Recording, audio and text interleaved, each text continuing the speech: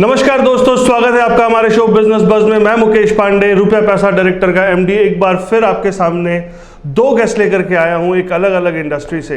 अब तक का शो ऐसा रहा है कि एक ही इंडस्ट्री से तीन गेस्ट रहे हैं हमारे, लेकिन आज मैंने सोचा कि दो अलग अलग ट्रेड से, दो अलग अलग इंडस्ट्री से दो एक्सपर्ट को बुलाऊं और जानूं, क्योंकि इस कोरोना के अंदर में सबके चैलेंजेस अलग होंगे, तो एक साथ जानने को मिलेगा कि उनके चैलेंजेस क्या रहे और कैसे रहे। तो मैं मिलवाता हूं आपको हमारे पहले गेस्ट मिस्टर विजय शर्मा से, जो एमवी इन्फोटेक प्राइवेट लिमिटेड के डायरेक्टर हैं और कंप्यूटर पेरिफेरल्स का इनका बिजनेस है, उसकी ट्रेडिंग में एक जाना माना नाम है। विजय शर्मा जी, स्वागत है आपका हमारे शो। जानना चाहेंगे हमारे दर्शक कुछ आपके बारे में। थैंक यू बिजनेस बस team for inviting me here. और मेरा नाम विजय है, मैं एमवी इन्फोटेक सिस्टम को हेड करता हूं। हम लोग पिछले 20 सालों से आईटी इंडस्ट्री में सर्व कर रहे हैं। IT hardware and CCTV products में ट्रेडिंग करते हैं। तो दर्शकों, मिलवाता हूं आपको हमारे सेकंड गेस्ट से, जो कि मैन्युफैक्चरिंग इंडस्ट्री से हैं। बात फिटिंग मैन्युफैक्चरिंग में एक जाना माना नाम है। तो मिलवाता हूं सीधा आपसे भूपेंद्र सिंह जी से। भूपेंद्र सिंह जी, कुछ बताएं आप अपने बारे में हमारे दर्शकों को। नमस्ते Mukesh ji, thank you to inviting me on this your show, especially for the time of COVID you are want to experience। जैसा कि मैं बताऊं कि हमारी कंपनी जो है बाथरूम फिटिंग मैन्युफैक्चर करती है लास्ट 33 ईयर से, और we are doing a pan India network doing with the some exporting also the NCR countries and something like Europe also। So बहुत ज़्यादा मैं क्या बताऊँ अपने बारे में, मैं ये कह सकता हूँ कि मेजरली रोल प्ले करते हैं हम लोग बाथरूम फिटिंग इंडस्ट्री में। तो दर्शकों, आज जो हमारे दो गेस्ट हैं, पिछला जो कोरोना 2.5-3 साल जो भी हमारा गुजरा है, बहुत ही मुश्किल भरा, बहुत ही चैलेंजिंग गुजरा है। तो जानेंगे एक एक करके हमारे एक्सपर्ट से कि उन्होंने ये 2.5-3 साल जिस तरीके से अपने लोगों को, अपने स्टाफ को, अपने वेंडर्स को इंस्पायर किया है, उनको क्या चैलेंजेस आया है, ताकि उन चैलेंजेस से हम भी कुछ प्रेरणा ले पाएँ कि उन चैलेंजेस को वो कैसे उभर पाए हैं। तो जानते हैं सबसे पहले भूपेंद्र सिंह जी से कि उन्होंने उस मुश्किल भरी घड़ी को, उस चैलेंजिंग जो समय बहुत एक दूसरे को सपोर्ट करने वाला रहा, उसको किस तरीके से उन्होंने अपने बिजनेस को संभाला, अपने लोगों को संभाला, अपने वेंडर्स को संभाला और ओवरऑल अपने पूरे बिजनेस को संभाला। तो भूपेंद्र जी, जानना चाहेंगे ये कोरोना वाला समय कैसा रहा आपके लिए? हाँ, मैं अपना एक्सपीरियंस शेयर करना चाहता हूँ। मतलब मैं चाहता भी था कि तू पूछे तो सही कि इतने दौरान हमने क्या किया, कैसे सर्वाइव किया। तो मेरा एक्सपीरियंस इस तरीके का रहा कुछ, जो जब हमने ये फेज स्टार्ट किया, मतलब we are facing this challenging, तो पहला महीना तो ऐसा ही था कि भी मार्केट में बहुत सारे जो फंड्स थे वो जो फ्लोटिंग में थे, वो ग्रेजुअली ऑन द टाइम आते रहे हमारे पास, और सारी लेबर्स को हम लोग इजीली पे करते रहे, और जो सराउंडिंग सोसाइटी में चैलेंजिंग थे, जो भी कोई हेल्प मांगने आता था हम दे पाते थे। मगर एक महीने बाद सिचुएशन बहुत ज़्यादा ड्रामेटिक हो गई कि पैसे आ नहीं रहे, जिसके पास जितने हैं उसने अपने पास ही रख लिए या दिए ही नहीं, या जो मतलब लेवल भी कम हो गया। तो देख, इन बिटवीन जो एयरलाइन सर्विसेज को देखा, सबने आधी सैलरी कर दी लोगों की। तो हमने देखा यार हम पूरी दे रहे हैं, मतलब बैंक से भी रिक्वेस्ट कर रहे थे कि यार बड़ा टफ टाइम है, हमारे को हेल्प करो, क्योंकि लेबर को स्टेबलाइज करना सारी को, सबके अपनी अपनी फैमिलीज है, सबकी रिस्पॉन्सिबिलिटी है, सारी जो जितना भी स्टाफ है, किसी के घर में पेरेंट्स हैं, बच्चे हैं, बिजली के बिल हैं, सबकी अपनी बेसिक नीड्स हैं। तो being a 35 year old company, तो इतना ही पुराना स्टाफ है, मतलब third generation is also doing with me with the same family. So मैं उनको ऐसा नहीं कर सकता कि भी मैं उनको पैसे ना दूं, क्योंकि वो डे फर्स्ट से मेरे साथ ही अटैच हैं। तो second generation, third generation we are doing with me. तो बड़ा चैलेंजिंग टाइम आ गया। तो हमने एक बैठ के उनके साथ मतलब डिस्कशन भी किया कि जब एयरलाइन कंपनी जैसी जो कंपनी है वो आधी सैलरी या बिना सैलरी के लोगों को इंसिस्ट कर रही है कि ये मुश्किल टाइम में हमारा साथ दो, तो मैं चाहता हूं कि तुम्हारी जो बेसिक नीड्स है डेफिनेटली आप लो हमारे से, मगर ऐसा नहीं है कि तुम्हारी कोई बैंक सेविंग चल रही है तो आप मतलब जैसे मोदी जी ने कहा था कि यार जो सिलेंडर के पैसे दे सकते हैं वो तो दे दे, सब लोग सब्सिडी ना लें। तो उसी पॉइंट्स के ऊपर मैंने इनको मोटिवेट किया, तो डेफिनेटली मेरी लेबर ने भी काफी सपोर्ट किया मेरे को, काफी लोगों ने आधी सैलरी में भी एग्री किया। तो इस तरीके से पहले 2.5 महीने निकले, फिर वो थोड़ा सा रिलैक्स हुआ, कुछ लोग काम कर सकते हैं, कुछ फिर थोड़ी सी कैपेसिटी और बढ़ी, फिर थोड़ी सी कैपेसिटी और बढ़ी, फिर ग्रेजुअली हम लोग स्टैंड करना शुरू हुआ। फिर एक मोनिडोनियल का ऑप्शन आया, फिर उसमें हमने पैसा लिया गवर्नमेंट से, डेफिनेटली 3 बारी हमारे को लोन लेना पड़ा अपना पोजीशन को एज इट इज कंटिन्यू करने के लिए। तो जैसा कि भूपिंदर जी ने बोला, चैलेंजिंग समय ज़रूर रहा है और एक उम्मीद भरी नज़र बैंक से गवर्नमेंट के तरफ रही। बैंकों ने सपोर्ट भी किया, कोविड इमरजेंसी फंड करके गवर्नमेंट की स्कीम ने बहुत सपोर्ट किया बिजनेस ओनर्स को अपने बिजनेस में बने रहने के लिए। लेकिन उस समय अपनी मानसिकता, अपने सोच को पॉजिटिव रखने की बहुत ज़रूरत थी। तो जानते हैं हमारे सेकंड गेस्ट मिस्टर विजय शर्मा जी से, क्योंकि वर्क फ्रॉम होम का कल्चर नया नया चालू हुआ था और उनकी इंडस्ट्री कंप्यूटर पेरिफेरल से रिलेटेड है। बहुत सारी सर्विसेज उनकी ऐसी हैं जो सुविधा दे पा रही थी लोगों को कि वो अपने घर से बैठ के अपने काम, अपने धंधे को चला पाएँ। तो जानना चाहूँगा उस समय एमवी इन्फोटेक और विजय शर्मा जी ने किस तरीके से स्ट्रैटेजी बनाई और अपने लोगों का, अपने स्टाफ का, अपने एम्प्लॉयज़ का, अपने वेंडर्स का, इवन अपने कस्टमर्स का, क्योंकि काफ़ी बड़ा कस्टमर बेस है इनका ट्रेडिंग में, तो उनका किस तरीके से सपोर्ट किया।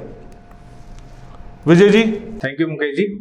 अच्छा, ड्यूरिंग कोविड जैसा कि आपने कहा कि कैसा रहा, कैसा चला, फर्स्ट जब 19 मार्च को 2022 में अनाउंस हुआ कि 22 मार्च से लॉकडाउन लग जाएगा, तो बिल्कुल भी कुछ समझ में नहीं आया कि लॉकडाउन फर्स्ट टाइम लाइफ में हो रहा है ऐसा और क्या होने वाला है।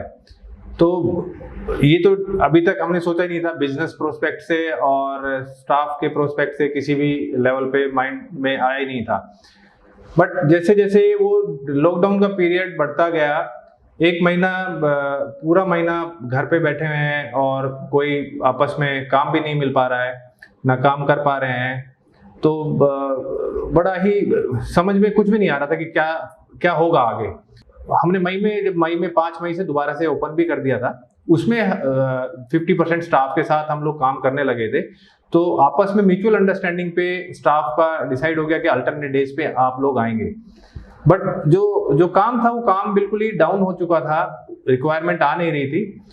तो मेरे माइंड में आया कि कौन सा ऐसा काम है जो अभी चल रहा है। तो कोविड में एक काम था जो बंद नहीं हुआ, वो था गवर्नमेंट के काम।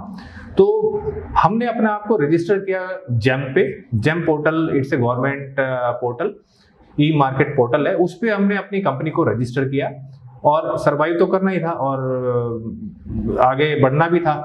तो इस सिचुएशन में हमने अपना आप को उसमें रजिस्टर किया and you won't believe we have done tremendously good amount of business on GeM portal. और जिससे कि हमारी जो थोड़े दिनों बाद ही हमने पूरे स्टाफ को दोबारा से बोल दिया कि सब लोग आप आ सकते हैं और सब लोग आने लगे और फिर धीरे धीरे हम लोग अपना स्मूथ लाइन बिजनेस में आने लगे। फिर लॉकडाउन खुल भी गया और फिर लाइन धीरे धीरे ट्रैक पे आने लगी। 6 महीने बीते थे, फिर दोबारा से एक बहुत बड़ा झटका लग गया, दोबारा से वो लॉकडाउन का सेकेंड वेव आ गई और उसमें इतना कैजुअलिटी हुआ, तो उसमें हम बिजनेस की सोच भी नहीं रहे थे। उसमें तो हम एक दूसरे की जहाँ से भी मदद हो सकती थी वो मदद के लिए सोच रहे थे और कोई ना कोई रिक्वायरमेंट, ऑक्सीजन सिलेंडर हो या आप लोग सबको पता ही होगा कि उस समय इतनी पैथेटिक सिचुएशन थी हॉस्पिटल्स की और ऑक्सीजन की।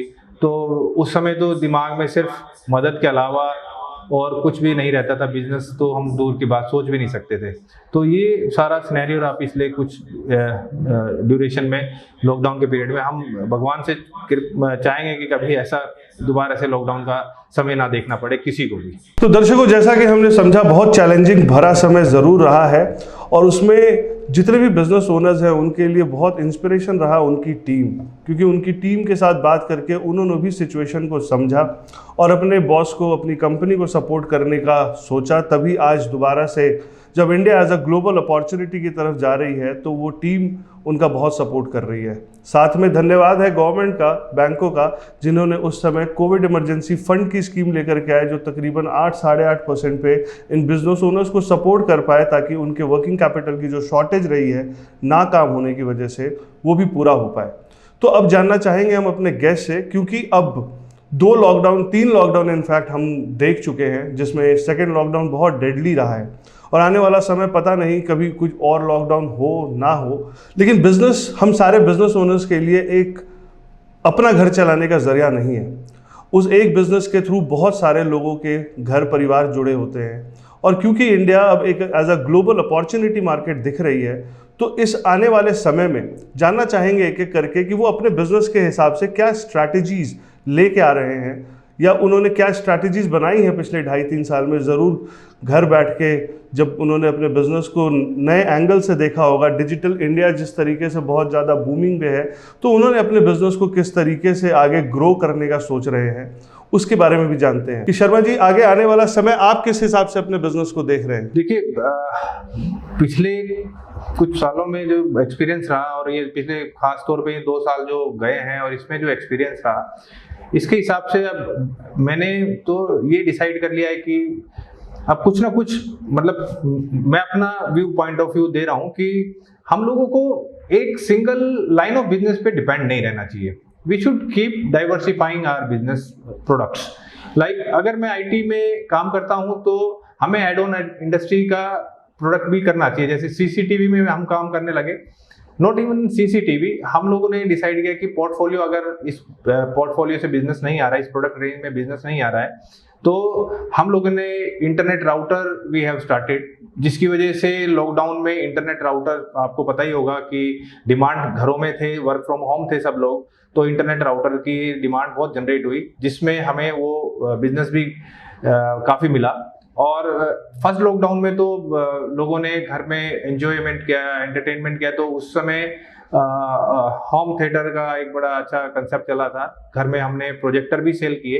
तो मेरा जो आगे आने वाला माइंडसेट ये कहता है कि हम लोगों को एक प्रोडक्ट पे डिपेंड नहीं रहना चाहिए, और उसके साथ साथ हमें कोई ना कोई डाइवर्सिफाइड प्रोडक्ट की तरफ भी बिजनेस प्रोस्पेक्ट देखते रहना चाहिए, मार्केट स्टडी करनी चाहिए, और जिसकी वजह से कोई एक ऐसा ना हो कि कहीं एक अगर बिजनेस नहीं मिल पा रहा है एक प्रोडक्ट लाइन में, तो दूसरे प्रोडक्ट लाइन से बिजनेस आ रहा है और कंपनी सर्वाइव कर पाए।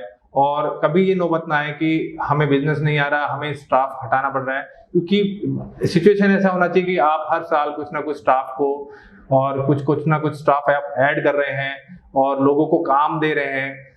वो जब भी दे पाएंगे जब आपके पास बिजनेस ग्रोथ स्टेज पे रहेगा। जब आप ग्रोथ करते रहेंगे, जरूर कुछ ना कुछ आप पब्लिक में से कोई ना कोई स्टाफ हायर कर पाएंगे। तो मेरा तो यही है कि मैं चैलेंज लेता रहता हूँ, हर साल कोई ना कोई प्रोडक्ट ऐड करते रहते हैं अपने प्रोडक्ट पोर्टफोलियो में। जैसे पीछे हमने बिल्कुल ही अलग ही प्रोडक्ट रेंज स्टार्ट कर दी म्यूजिक इंस्ट्रूमेंट्स की, जिसमें जो कहीं भी कंप्यूटर से रिलेटेड नहीं है, वो सेगमेंट ही अलग है, बट अब उससे भी हमें बिजनेस रेवेन्यू जनरेट होता है। तो हम उस बिजनेस रेवेन्यू से किसी एक नए न्यू स्टाफ हमने हायर किया, उससे उसका सैलरी स्ट्रक्चर भी निकल जाता है और कुछ अर्निंग हमारी कंपनी को भी हो जाती है। तो उससे ये लगता है कि बिजनेस, कंपनी की ग्रोथ भी हो रही है और कंपनी को हम स्टाफ भी ऐड कर रहे हैं। तो मेरा तो यही स्ट्रेटेजी रहता है कि कुछ ना कुछ हम नया करें ताकि हम ग्रोथ फेज में रहें। तो जैसा कि विजय शर्मा जी ने बोला, बिजनेस ग्रोथ के बारे में सोचना बहुत ज़रूरी है, और ग्रोथ तभी हो पाएगा जब आप डाइवर्सिफिकेशन ऑफ प्रोडक्ट या सर्विसेज पे फोकस करते हैं, क्योंकि नहीं पता कब कौन सा प्रोडक्ट, किस समय किस प्रोडक्ट की ज़्यादा डिमांड है। तो जानेंगे हम मिस्टर भूपिंदर सिंह जी से कि उनका जो प्रोडक्ट है बाथ फिटिंग के अंदर में पिछले 33 साल से काफ़ी बड़ा नाम है, और उनके पास बाथ फिटिंग के अलावा बहुत सारे रेंजेस हैं। तो उन्होंने उस टाइम आगे अपने बिजनेस, जिस हिसाब से ग्रोथ वो अपने बिजनेस में प्रोजेक्ट कर रहे हैं, या अपनी टीम के साथ ज़रूर बैठ करके मंथन किया होगा कि किस तरीके से अपने बिजनेस को, टर्नओवर को बढ़ाना है आगे। तो जानते हैं उनकी क्या स्ट्रैटेजी रहने वाली है अपने बिजनेस ग्रोथ को लेकर के। भूपिंदर जी, अपना जो मेरी फ्यूचर स्ट्रेटेजी है, या इसको आइडियोलॉजी कह लो, माइंडसेट कह लो, तो मैं इसको इस तरीके से देखता हूँ कि स्पेशली जैसे ये मैन मेड वायरस है, चाइना से आया है, सब लोगों को मालूम है। तो मैं लोगों को अवेयर भी कर रहा हूँ कि भी मेक इन इंडिया में आ जाओ भाई, बिलीव करो मेक इन इंडिया प्रोडक्ट को, इसी को प्रमोट करो। लोकल वोकल का जो मोदी जी का फिर अगेन एजेंडा है, उसी को प्रमोट करो। तो हमारी इतनी ज्यादा यहाँ पे हमारी पॉपुलेशन है कि हमारे को काम की दिक्कत नहीं आएगी। जो भी मटेरियल है, अभी जो क्रंच भी आता है मार्केट में सप्लाई चेन एंड सप्लाई का, तो वो भी खत्म होगा अगर हमारा नेटवर्क इंटरनली इतना स्ट्रॉन्ग होगा।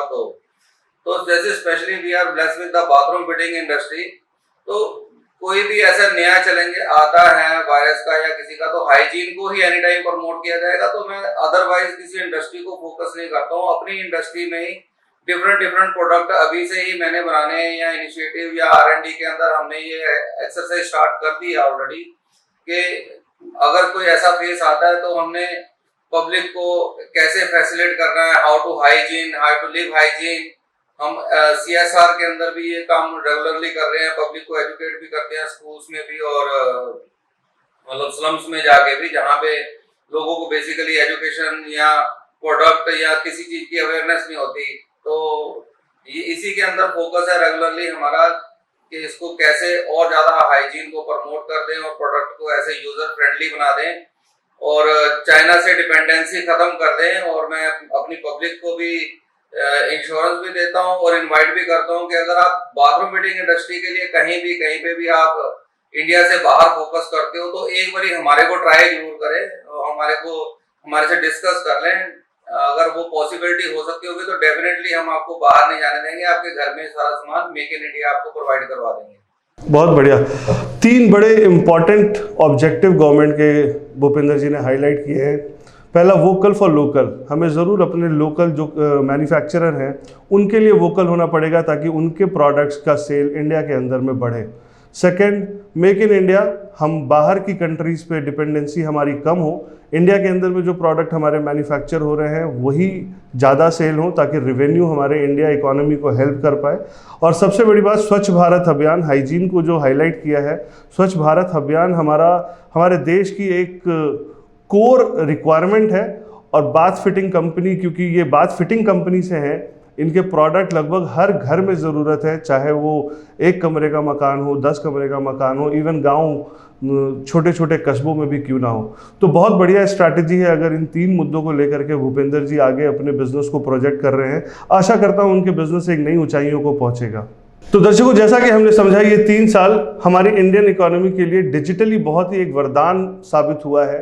लोगों ने अपने बिजनेस को डिजिटली ग्रो करना सीखा है, लेकिन इसको ग्रो करने में हर लोगों को चैलेंजेस भी ज़रूर आए होंगे। तो जानना चाहेंगे सबसे पहले भूपेंद्र सिंह जी से, क्योंकि अब इस उम्र में इन्होंने काफ़ी बड़ा एम्पायर खड़ा किया है, इनकी 3rd जनरेशन बिजनेस है।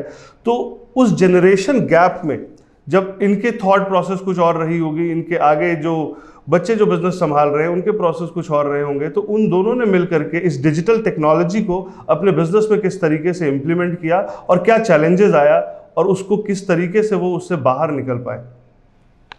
भूपेंद्र जी।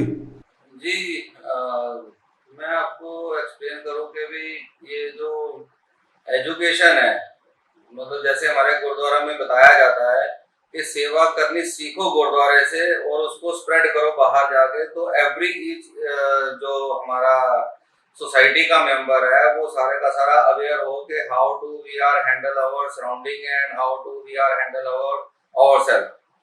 तो उसी प्रिंसिपल को लेके आगे चलते रहे हैं हम और आगे चलते रहेंगे कि भी जो आप जनरेशन गैप या न्यू जनरेशन का हैंड होल्डिंग या सपोर्ट कह लो या टाइम टू टाइम एजुकेशन कह लो, अपग्रेडेशन कह लो, ये सारी चीजें जो हैं, अगर हम कहते हैं कि भाई वो मेरा कहना नहीं मानता, हम उसको समझाते रहते हैं, वो मेरे डायरेक्शन को फॉलो नहीं करता, तो हमारे को अंडरस्टैंड करने के लिए, सिचुएशन को अंडरस्टैंड करने के लिए कि चैलेंजेस किस चीज का, उनकी विश क्या है, उनका डिजायर क्या है, तो उसी चीज में जैसे कुदरत ने हमारे को हर चीज में हर जगह फैसिलिटेट किया हुआ है, तो हमारे को सिर्फ ढूंढना है वहां पे एक की पॉइंट जहां पे हम जो स्विच को ऑन करेंगे। अदरवाइज चैलेंजेस क्या है कि बहुत जैसे दीवार के अंदर बहुत सारे स्विचेस लगे हैं, किसी के साथ पंखा चलता है, किसी के साथ लाइट चलती है। तो कभी कभी क्या होता है कि मैं देखता हूँ सोसाइटी के अंदर कि भी चलानी तो हमने ट्यूबलाइट है, मगर पंखे का स्विच ऑन ऑफ करते रहते हैं, कहते हैं लाइट नहीं जल रही। तो इस चीज को हम जो पेरेंट्स हैं हमारे को ये अंडरस्टैंड करना है कि भी उसको कैसे हम एक टच दे दें कि भी वो हमारे से अलग नहीं है, हम उनसे अलग नहीं है। तो ये एक चीज है एजुकेशन की कि भी हम इसको संभाल पाएं और आराम से कर भी पाएंगे। तो हमारा मेन क्राइटेरिया जो है दोस्त बनना है। पेरेंट्स हम बाद में बन लेंगे, दोस्त बन के किसी को समझा लें, बता दें, तो वो जल्दी से हम अपना टारगेट अचीव कर पाएंगे। तो दर्शकों, जैसा कि हमने समझा कि कोरोना के अंदर में जितने भी चैलेंजेस आए हैं, हमारे सारे बिजनेस ओनर्स ने बड़े पॉजिटिव तरीके से उसको समझा है और अपने बिजनेस को आगे ग्रो किया है। लेकिन इस बिजनेस ग्रोथ में डिजिटल ग्रोथ की भी बड़ी एक इंपॉर्टेंट भूमिका रही है। लोगों ने अपने बिजनेस को डिजिटली ग्रो करना बहुत अच्छे तरीके से सीखा है। तो जानना चाहेंगे सबसे पहले हमारे भूपिंदर सिंह जी से कि उन्होंने डिजिटली अपने बिजनेस को, डिजिटली प्रेजेंस को बढ़ाने के लिए क्या क्या स्ट्रैटेजी अपनाई है और वो क्या मैसेज अपने जैसी इंडस्ट्रीज को, मैन्युफैक्चरिंग इंडस्ट्रीज को देना चाहेंगे कि वो किस तरीके से अपने बिजनेस को डिजिटली इंप्रूव कर पाए। भूपिंदर जी। जी हाँ, मैं आपको एक्सप्लेन करूं कि भी एक कीवर्ड होता है फ्यूचर रेडी। तो जैसे पहले तो हम सिर्फ अपनी इंडस्ट्री में ही कहते थे कि वी आर फ्यूचर जनरेशन के लिए we are ready to serve the bathroom goods. तो अभी फ्यूचर रेडी के लिए और बहुत कुछ हो गया, जैसे स्ट्रेटेजी हो गई आपका, जैसे सोशल मीडिया की हेल्प ले ली, क्योंकि बहुत ज़्यादा हम लोग एक्सटेंसिवली मीडिया के ऊपर एग्रेसिवली नहीं आते थे पहले। अभी पब्लिक को अंडरस्टैंड करने के लिए, प्रोडक्ट की अवेयरनेस के लिए, ब्रांड की अवेयरनेस के लिए और टच एंड फील एक्सपीरियंस कराने के लिए day to day time to time उसको इनवाइट करना है अपने प्लेटफॉर्म के ऊपर, चाहे वो सोशल मीडिया हो या एग्जीबिशन का मीडिया हो या किसी भी तरीके से हम उसको एक पब्लिक मीट के अंदर लेके आए किसी चीज को, तो पब्लिक को पता लगे कि हमारे को इंडिया से बाहर जाने की जरूरत नहीं है, मेक इन इंडिया के अंदर ही यहाँ पे हमारे पास बहुत कुछ है।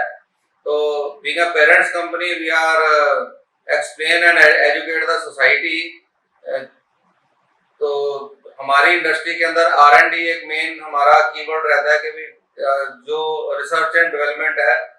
एक पुरानी एक कहावत है कि भी वैसे तो जब हम मेहनत करते हैं तो सिर्फ पसीना बहता है, जब हम R&D करते हैं तो साथ में खून भी बहाना पड़ता है। समझ लो कि मतलब एक प्रॉफिट का शेयर करना एक अलग चीज है, मतलब अपनी जेब से निकाल के पैसे देना अलग बात है, जेब फाड़ के भी पैसे लगाने पड़ते हैं R&D के अंदर। तो वो भी करना पड़ रहा है, वो कर भी रहे हैं और इसी में फ्यूचर नजर आ रहा है, क्योंकि जितना ज्यादा मटेरियल या प्रोडक्ट या वैरायटी हम इस टाइम पे पब्लिक को दे सकें तो उतना वो हमारे साथ कनेक्ट और ज्यादा स्ट्रॉन्ग होगा और उनकी डिपेंडेंसी जो है वो ओवरसीज खत्म होके मेक इंडिया के ऊपर आएगी। बहुत बढ़िया मैसेज दिया भूपिंदर जी ने कि हर बिजनेस में R&D डिपार्टमेंट है, उस पर फोकस करने की बहुत ज़्यादा ज़रूरत है। अगर आपके पास एक अच्छी रिसर्च एंड डेवलपमेंट टीम होगी तो आप अपने प्रोडक्ट या अपने बिजनेस स्ट्रैटेजी को उस तरीके से इम्प्लीमेंट कर पाएंगे ताकि आप फ्यूचर रेडी हो पाएँ। जिस तरीके से इन्होंने कीवर्ड बताया फ्यूचर रेडी, ये बहुत ज़रूरत है हम लोगों को आगे हमेशा फ्यूचर के लिए रेडी रहने का। जानना चाहेंगे मिस्टर विजय शर्मा जी से, क्योंकि इनका जो प्रोडक्ट है वो बहुत ही ज़्यादा एक बेसिक ज़रूरत है किसी भी बिज़नेस को डिजिटली और ग्रो करने के लिए, बिकॉज ये कंप्यूटर पेरिफेरल्स के अंदर में काफ़ी टाइम से बिज़नेस में है। तो इन्होंने अपने बिज़नेस को किस तरीके से डिजिटली ग्रो करने का या अपनी टीम या अपने लोगों, अपने वेंडर्स का हैंड होल्ड करने का क्या स्ट्रैटेजी बनाया है, आइए जानते हैं विजय शर्मा जी से। Thank you Mukesh ji. Digitally देखिए, आज के टाइम में एवरीथिंग इज डिजिटल, सब कुछ डिजिटली ही प्रमोट हो रहा है। और जैसा कि मैंने पहले भी बताया कि लॉकडाउन में हमने अपना आप को जैम पे रजिस्टर किया। इसे बिग ये पोर्टल है गवर्नमेंट का, जिसपे कोई भी इंडस्ट्री अपना आपको रजिस्टर कर सकती है और उनके कुछ नॉर्मल बहुत ही बेसिक टर्म्स एंड कंडीशन में वेरी ट्रांसपेरेंट, बहुत ही ट्रांसपेरेंटली उस पर काम होता है। और साथ साथ देखिए, आज की डेट में everyone is using WhatsApp and Facebook, Instagram, ये कुछ ऐसे सोशल मीडिया आपके पास ऐप हैं जिसके थ्रू आप अपना आप को जो आपके साथ कॉन्टैक्ट लिस्ट में है उनको आप दिखा सकते हैं कि आपके प्रोडक्ट पोर्टफोलियो में क्या क्या प्रोडक्ट है। मैं तो जनरली अपने व्हाट्सएप स्टेटस पे भी ये कुछ अपने जो प्रोडक्ट पोर्टफोलियो, जो प्रोडक्ट्स हम लोग करते हैं वो अपने व्हाट्सएप स्टेटस पे भी लगाता हूँ।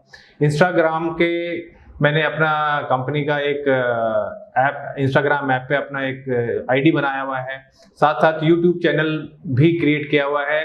ये सब अवेयरनेस के लिए, और जितने लोग जानने की कोशिश करते हैं, और हमारा पूरा कंप्लीट कंपनी का डिटेल इन ऐप पे होता है, और जिससे कि हमें लोग पूरे पैन इंडिया से कहीं से भी कॉल आता है और उसको हम आगे फिर अपना जो भी अपना बेस्ट प्राइस दे सकते हैं वो प्राइस देते हैं।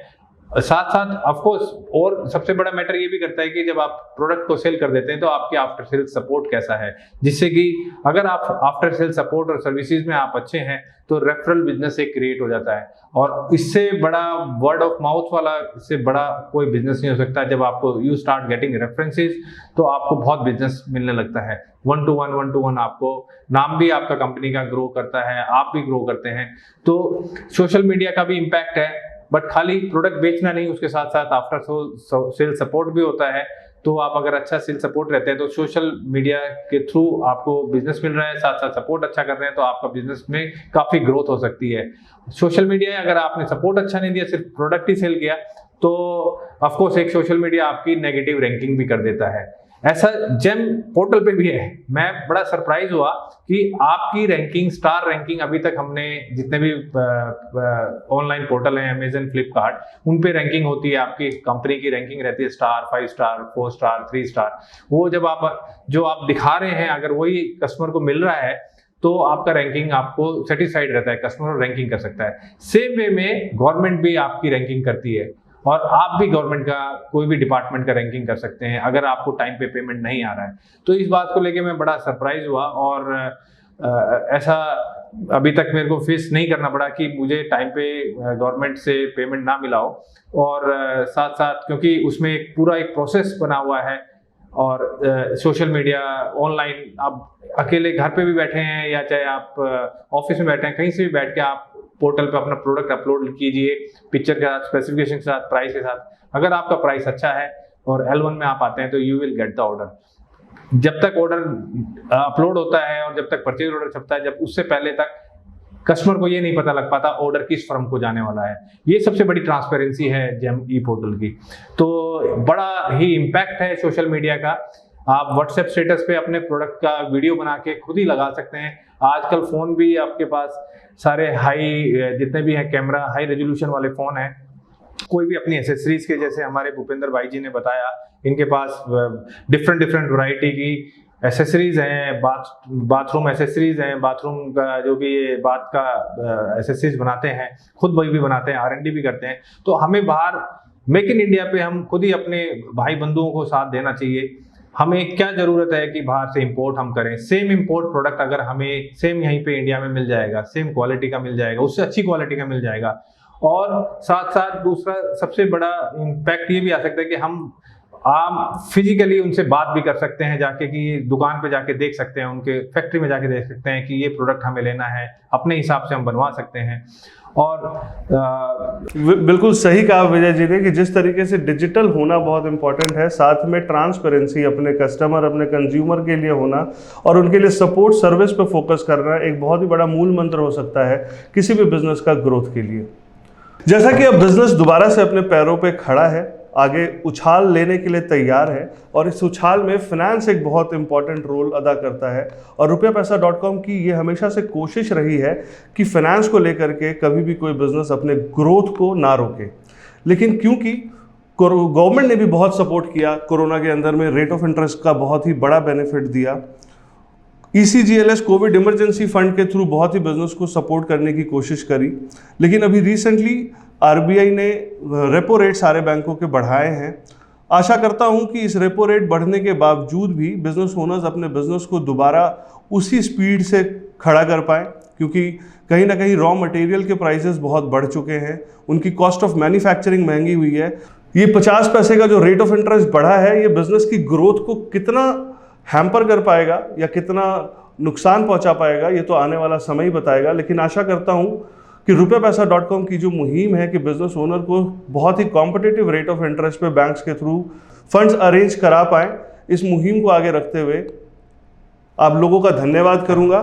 आशा करता हूं कि बहुत ही जल्द आपसे नए एपिसोड्स में मिलूंगा नए गेस्ट के साथ। बने रहिए हमारे साथ, और अगर आपकी कोई भी क्वेरीज हो, कोई सवाल हो जिसका जवाब आपको आज इस शो के माध्यम से नहीं मिल पाया है, तो आप नीचे दिए गए बोर्ड नंबर्स पे हमें कॉन्टैक्ट कर सकते हैं।